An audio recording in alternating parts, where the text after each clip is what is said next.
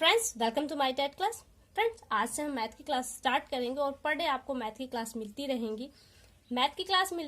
Plus आपको पर्यावरण से संबंधित भी कुछ टॉपिक्स मिलते रहेंगे। मैंने एक बुक दिखाई थी जिसमें मैंने पिछली साल यूपीटीटी का जो एग्जाम हुआ था वहां से 15 क्वेश्चन उस बुक से आए थे। तो वो बुक मैं पूरी एक लेसन करके 11-12 लेसन है उसे भी पूरी तरह से कंप्लीट करके वीडियो में डालूंगी। तो पर डे आप क्लास में जुड़े रहिए और अपनी तैयारी करती रहिए, चाहे आप सीटेट की तैयारी कर रहे हो या फिर यूपीटीटी की। तो आइए स्टार्ट करते हैं हम मैथ। आज का पहला लेसन है हमारा संख्या पद्धति यानी कि नंबर सिस्टम। यहाँ से कुछ प्रश्न बनते हैं जो जैसे आपके होते हैं प्राकृतिक संख्याएं, पूर्ण संख्याएं, विषम संख्याएं, अभाज्य संख्याएं, इनसे रिलेटेड कुछ प्रश्न बनते हैं। तो हम आज इन संख्याओं के बारे में जानेंगे। फिर इस टॉपिक में कुछ और पॉइंट्स भी है जिन्हें भी हम जानेंगे। तो ये आइए स्टार्ट करते हैं अपना मैथ और देखते हैं संख्या पद्धति यानी कि नंबर सिस्टम। संख्याओं के प्रकार को यहाँ पे हमको सबसे पहले जानना है, क्योंकि ये संख्याओं के प्रकार बार बार आपके मैथ के क्वेश्चंस में आएंगे जिन्हें आपको सॉल्व करना होगा। आप इन संख्याओं के प्रकारों को जानते रहेंगे तो सवालों को सॉल्व करने में आपके लिए काफी इजी होगा। तो पहले देखिए यहाँ पे दिया है संख्याओं के प्रकार। संख्याओं के प्रकार में आपको सबसे पहला दिखाई दे रहा प्राकृतिक संख्याएं और पूर्ण संख्याएं। लगभग सभी लोग जानते हैं, लेकिन फिर भी कंफ्यूजन हो जाता है कि प्राकृतिक संख्याएं 1 2 3 4 हैं या फिर पूर्ण संख्याएं 1 2 3 4 हैं। देखिए, प्राकृतिक संख्याएं जिन संख्याओं में शून्य की गणना नहीं होती वो प्राकृतिक संख्याएं होती हैं। यानी कि कैसे आप स्टार्ट करेंगे, 1 2 3 4 5 आपकी क्या है, ये प्राकृतिक संख्या है। वहीं पे आ जाता है पूर्ण संख्या। पूर्ण संख्या जिन संख्याओं में शून्य का योग हो जाता है, शून्य सम्मिलित हो जाता है, वो आपका पूर्ण संख्याएं होती हैं। एक बार इसको हम अच्छे से समझ लेते हैं। प्राकृतिक संख्या है समझने के लिए केवल प्रकृति की हर एक चीज को आप कैसे काउंट करते हैं, 1 2 3 4 5 1 2 3 4 5 6 के अकॉर्डिंग ही आपका उन्हें काउंट करते हैं। तो प्राकृतिक संख्या आपकी 1 2 3 4 से स्टार्ट होंगी। वहीं पूर्ण संख्या जिसमें आप पहले 0 लगा देंगे, 0 1 2 3 4 क्या हो जाएंगी आपकी, ये पूर्ण संख्याएं कहलाएंगी। आगे देखिए,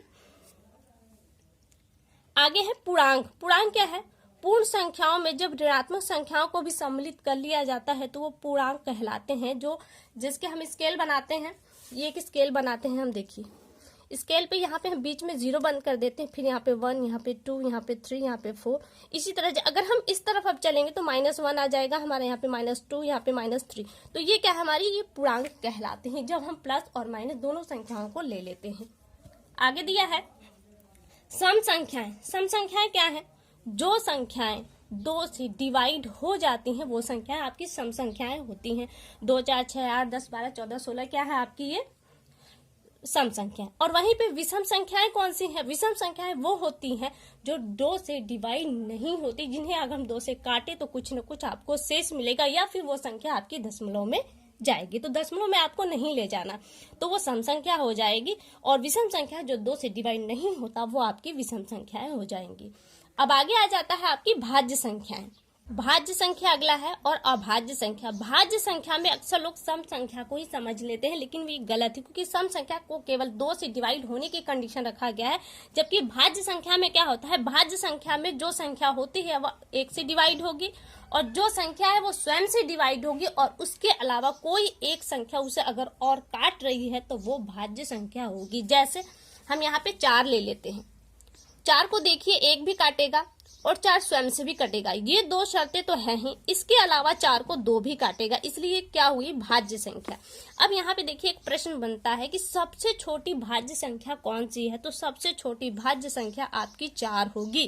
कैसे होगी, क्योंकि देखिए 4 को 1 भी काट रहा है और 4 भी काट रहा है, साथ में 2 काट रहा है। लेकिन अगर हम यहाँ पे आप कहें कि 2 है सबसे छोटी भाज्य संख्या तो गलत हो जाएगा, क्योंकि 2 को तो 1 काटेगा, 2 स्वयं को भी काटेगा, लेकिन 2 को कोई तीसरी संख्या नहीं काटेगी। और भाज्य संख्या की शर्त होती है कि कोई तीसरी संख्या से भी वो कटना चाहिए, 1 से और स्वयं के अलावा तीसरी संख्या से। जबकि अभाज्य में क्या होता है, वो 1 से कटेगा या तो स्वयं से ही कटेगा और किसी और से नहीं कटेगा। तो 2 आपका किस में आ जाएगा, 2 आपका सबसे छोटी अभाज्य संख्या में आएगा, क्योंकि 2 को 1 काटेगा, 2 स्वयं को काटेगा और कोई तीसरी संख्या इसे नहीं काट रही, इसलिए 2 सबसे छोटी अभाज्य संख्या है और 4 सबसे छोटी भाज्य संख्या है।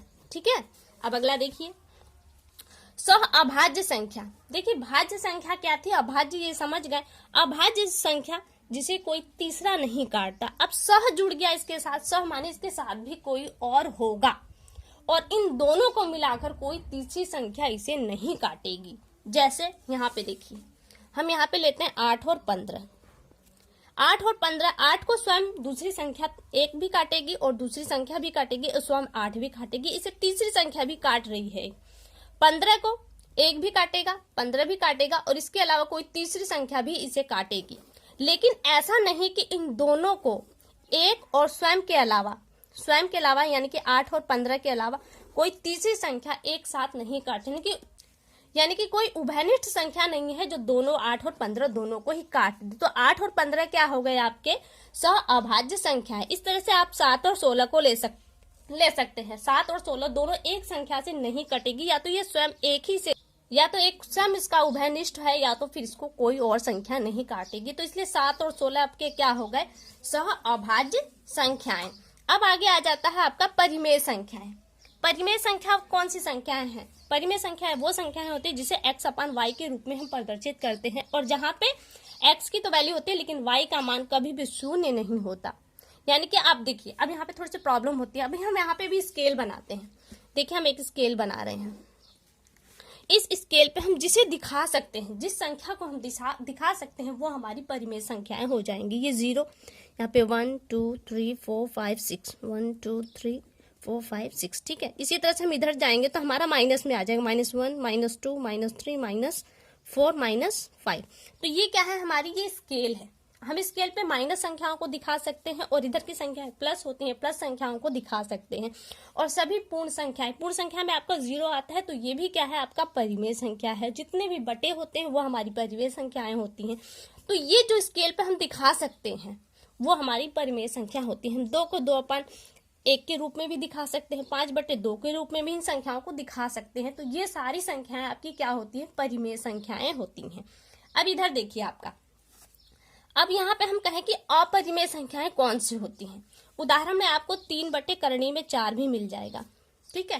अपरिमेय संख्या, तो आप बताइए क्या आपने इस स्केल पे करणी को देखा? नहीं देखा।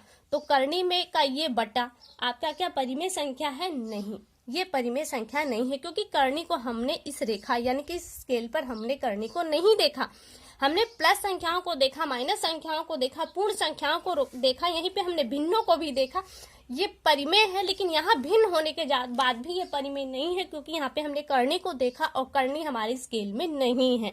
तो ये क्या हो जाएगी, इस तरह की कोई भी संख्याएं आपको मिलती हैं तो वो अपरिमेय संख्या होगी। अब इसके अलावा 2-3 प्रश्न और बनते हैं, जैसे पाई आपका क्या है, परिमेय है या अपरिमेय? पाई परिमेय है या फिर अपरिमेय? तो पाई को हमने देखी स्केल पे नहीं देखा, आपने देखा इस पाई को स्केल पे नहीं देखा ना, तो ये किसमें चला जाएगा, आपका अपरिमेय में। जिस चीज को आप स्केल पे देख लेंगे वो आपका परिमेय में चला जाएगा। जबकि वही पाई का मान क्या आता है, 22/7, और 22/7 को हम यहाँ स्केल पर दिखा सकते हैं। हमारी संख्या और आगे चली जाएंगे तो हम 22/2 से कर सकते हैं, 22/1 कर सकते हैं, 22/4 कर सकते हैं। तो वो क्या हो जाएंगी, हमारी परिमेय। तो यहाँ पे 22/7 क्या कहलाएगी, आपकी परिमेय संख्या कहलाएगी। वहीं पाई क्या कहलाएगी, आपकी अपरिमेय संख्या। तो फ्रेंड्स, ये आपके कुछ पॉइंट्स यहाँ से, इसके अलावा और भी पॉइंट है जिनसे सवालों के थ्रू हम करते चलेंगे और जानते चलेंगे। तो फिलहाल के लिए केवल इतना। अगली वीडियो आपसे फिर मुलाकात होगी, तब तक के लिए नमस्कार।